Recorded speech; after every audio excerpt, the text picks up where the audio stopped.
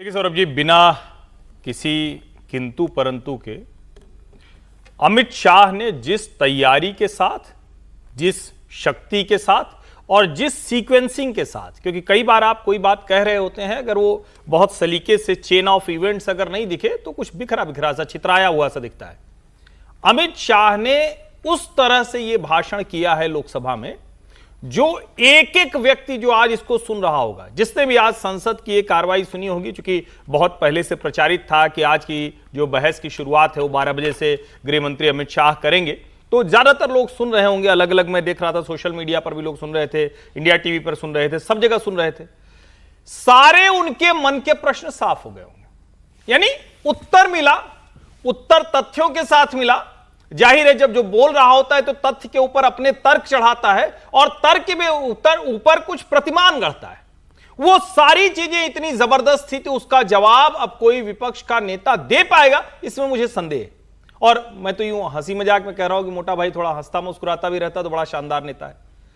इतने अद्भुत तरीके से आर्टिकल 370 जब गया था तब हमने सुना, और तब से लेकर आज तक की जितनी डिबेट है, इतने अच्छे वक्ता लोकसभा में कितने हैं, यह भी अब देखने की बात है। हालांकि कल जो लोकसभा में राजनाथ सिंह का और विदेश मंत्री जयशंकर का, चूंकि दोनों का सीधे सीधे स्टेक था, और तीसरा स्टेक होम मिनिस्टर का था क्योंकि आंतरिक सुरक्षा का मसला था, उन दोनों ने भी बहुत सलीके से जवाब दिया। लेकिन राजनाथ सिंह का अपना एक तरीका है, जयशंकर साहब तो चूंकि नेता है नहीं तो उस तरह से आर्टिकुलेट नहीं कर पाते हैं, वो सचिव की तरह बात करते हैं। अमित शाह ने उस सब को पूरा किया, या इसको यूं कह लीजिए सील कर दिया है मामला। अब मोदी जी की सिर्फ पैकेजिंग बची रह गई है, सील कर दिया है, पूरा मैटर सील है, क्लोज है। अब इसमें मुझे कोई गुंजाइश नहीं दिखती।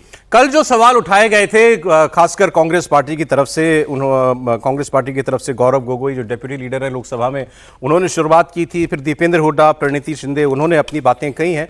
सवाल यही थे कि आपने सीज फायर क्यों किया, आपने युद्ध क्यों नहीं किया पाकिस्तान के साथ, आपने पीओके पर चढ़ाई क्यों नहीं कर दी, एयरफोर्स के को कितना नुकसान हुआ, कितने जहाज गिरे, इन सवालों के जवाब नहीं आए। मैंने कल डिबेट खत्म होने के बाद, जो रात को 1:45 बजे तक चली थी, उसके बाद प्रियंका गांधी का मैंने रिएक्शन देखा, विनोद सर, उन्होंने कहा कि हमें तो जवाब नहीं मिला। उनका खासकर ये कहना था कि हमें इस बात का उत्तर नहीं मिला कि अमेरिका के दबाव में सीज फायर हुआ था कि नहीं हुआ था। आज गृहमंत्री के भाषण से मिला क्या उस बात का जवाब? देखिए, जवाब अगर विपक्ष को मिल जाएगा तो डिबेटें खत्म हो जाएगी। ये बात भी सही है, डिबेट तो पूरी चलनी है ना।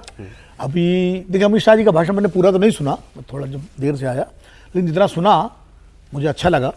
उन्होंने बहुत सारे तथ्य दिए, बहुत सारे तर्क किए और अपनी बात को बहुत फोर्सफुली रखा, जो कि उनकी शैली है। लेकिन थोड़ा सा, या तो मैं उस युग का हूँ जब थोड़ा संसद में बहुत दृढ़ता और शालीनता के साथ ये बात रखी जाती थी, विपक्ष को चुनौती न दे करके विपक्ष के सामने तथ्य रखे जाते थे। लेकिन अमित शाह जी की भाषा में, शैली में चुनौती भी थी।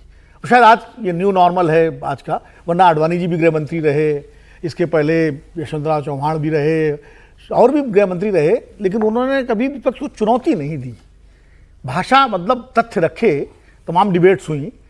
अमित शाह जी की अपनी शैली है, तो हो सकता है कि आज के हमारे मित्रों को, जो इस युग के मित्र हैं, जो 2000 के बाद, तो उनको ये अच्छा लगे। लेकिन मुझे तथ्य उनके ठीक लगे, तथ्य उन्होंने रखे, तर्क रखा, लेकिन थोड़ा अगर वो विनम्रता के साथ तथ्यों, दृढ़ता के साथ, अग्रेसिव आपको लगा, ज्यादा एग्रेसिव ने, हम उसके अंदर आप स्टेट्समैनशिप के साथ बोलिए। जैसे राजनाथ सिंह ने भी तथ्य रखे, बहुत लोगों को उनका भाषण अच्छा नहीं लगा, मुझे बहुत अच्छा लगा। वो अटल जी की शैली थी कि जिसमें तथ्य रखे, कहीं आक्रामकता नहीं थी, दृढ़ता पूरी थी। दृढ़ता और आक्रामकता में एक फर्क होता है। ठीक है, आप दृढ़ रहिए लेकिन विनम्रता के साथ दृढ़ रहिए, जो अभी तक भारतीय संसदीय परंपरा रही है।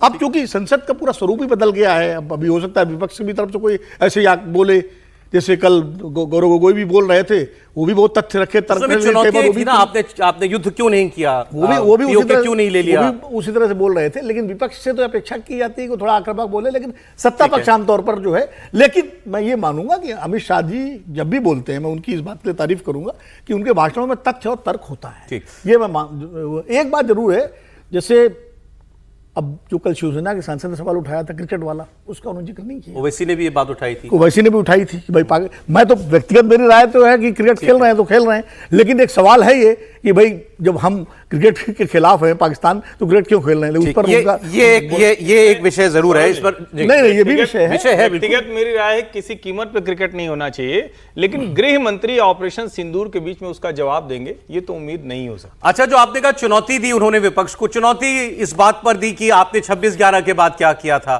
1000 लोग इतने वर्षों के बीच में जब सत्ता में थे तो वो सब तथ्य उनमें सही है, उस पर आपने क्या किया बिल्कुल था? तथ्य सही हाँ, है। तो वो सारे विषय जो है और वो विपक्ष को जवाब देना चाहिए। अब विपक्ष होमवर्क करके आए जी, और जवाब दे कि हमने क्या किया, या अगर इतिहास गिनाना है विपक्ष भी इतिहास गिनाए। अच्छा, मैंने विपक्ष कल बताया कि अटल जी की सरकार के समय 8 महीने तक सेना बनी रही, सीमा पर संसद पे हमला हुआ, फिर ये अब विपक्ष से खड़ा हो तो बोलना चाहिए उसको। बोलना चाहिए विपक्ष के आदमी को। अच्छा, ये अपने भाषण बोले, फिर एक बहुत बार सारे इतिहास है। नेहरू जी तक अगर गृह मंत्री जा रहे हैं तो विपक्ष को भी जाना चाहिए, लेकिन विपक्ष जाएगा कि नहीं जाएगा पता नहीं। अच्छा, आज शुरुआत में जब उन्होंने बताया कि सिलसिलेवार तरीके से ये 3 आतंकवादी जो हैं ये मारे गए और तीनों ये बहसरन पहलगाम के ही दरिंदे आतंकवादी थे, ये अच्छी बात है। मैंने कल मुझे कल का रात का तो इमरान मसूद जो सांसद कांग्रेस पार्टी के हैं उनका मैंने रिएक्शन देखा था सर। उन्होंने ये कहा कि अच्छा, क्योंकि कल एनकाउंटर की खबर तो सब जगह चली रही थी ना, तो उन्होंने कहा कि भैया ये बढ़िया बात है कि सुबह हमने एक सवाल पूछ लिया और दोपहर में आपने एनकाउंटर कर दिया, 100 दिन में ढूंढ नहीं पाए और एक दोपहर में आपने एनकाउंटर ढूंढ के मार भी दिया। आज गृह मंत्री ने उसका पूरे सिलसिलेवार तरीके से जवाब दिया। देखिए, उसी बात का अमित शाह जी ने, गृह मंत्री ने लोकसभा में कितना शानदार जवाब दिया कि उसको ट्रेस करने के लिए सेना के जवान किस तरीके से पहाड़ियों पर जा रहे थे, किस तरीके से लगातार 24 घंटे लगे थे, और कोई भी ऑपरेशन होता है, जो ऑपरेशन महादेव की जो घटना हुआ है कल जम्मू कश्मीर में, कल ये कोई 24 घंटे की घटना नहीं कि 24 घंटे में हो गया। इसके पीछे पिछले 24 दिनों से जो सेना लगातार तैयारी कर रही थी, मुझे लग रहा है उसका परिणाम अब देखने को मिला। आज लोकसभा में अमित शाह जी ने बात का बहुत स्पष्ट तरीके से कहा है। देखिए, आक्रामकता की बात है तो मुझे लगता है कि आक्रामकता से तो जवाब देना पड़ेगा।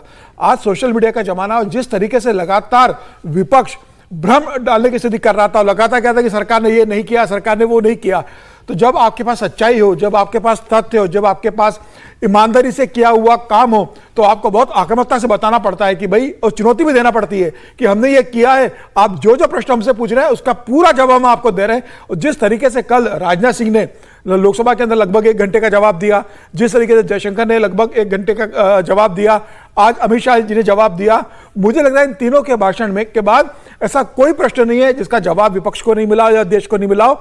और ऐसा जो प्रश्न विपक्ष के मन में नहीं भी होंगे, उन प्रश्नों का जवाब भी अमित शाह जी ने आज बहुत सिलसिलेवार ढंग से दिया। और तमाम चीजों का उन्होंने जिक्र किया कि जो ये मानने को तैयार नहीं है कि पाकिस्तान ने हमला किया, वो हमसे पूछ रहे हैं कि पाकिस्तान पे आप हमला क्यों नहीं कर रहे हो। चिदंबरम को लेकर उन्होंने कटघरे में कहा कि आपको सबूत चाहिए था तो आप मेरे से पूछ लेते, आप पाकिस्तान को देने की तैयारी कर रहे हो। जिस तरीके से अमित शाह ने आज बोला है, मुझे लग रहा है विपक्ष के पास अब बहुत से प्रश्न नहीं बचे।